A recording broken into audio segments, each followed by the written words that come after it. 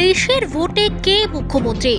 নির্বাচনের আগে রাজ্যের পরবর্তী মুখ্যমন্ত্রী নিয়ে একটি সামাজিক সমীক্ষায় নাক লাগিয়ে দিলেন সিপিআইএম রাজ্য সম্পাদক জিতেন্দ্র চৌধুরী।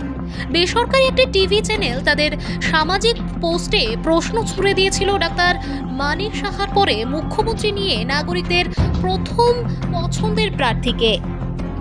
সেই সামাজিক সমীক্ষায় মাত্র 20 ঘন্টায় ভোটের ফলে 60% ওপরে ভোট পেয়ে পরবর্তী মুখ্যমন্ত্রী হিসেবে নাগরিকদের প্রথম পছন্দের প্রার্থী হয়েছে জিতেন্দ্র চৌধুরী।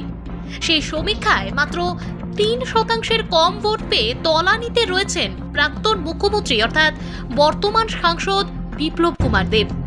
এই সমীক্ষার 10% ভোট পেয়ে দ্বিতীয় স্থানে রয়েছেন তিপ্রামথার প্রদ্যোৎ কিশোর দেববর্মন। 16% ভোট পেয়ে তৃতীয় স্থানে রয়েছেন বর্তমান মুখ্যমন্ত্রী ডাক্তার মানিক সাহা।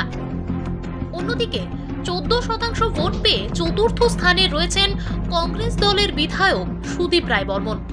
সেই সমীক্ষায় বামফ্রন্টের 4 বারের মুখ্যমন্ত্রী মানিক সরকারের নাম ছিল না, কেননা সূত্রের দাবি মানিক সরকার সংসদীয় রাজনীতি থেকে দূরে সরে আসন্ন নির্বাচনে ভোটের প্রার্থী পদেই না দাঁড়াতে পারেন। তবে এই সমীক্ষা নিয়ে সামাজিক মাধ্যমে ব্যাপক চর্চা এবং আলোচনা শুরু হয়েছে।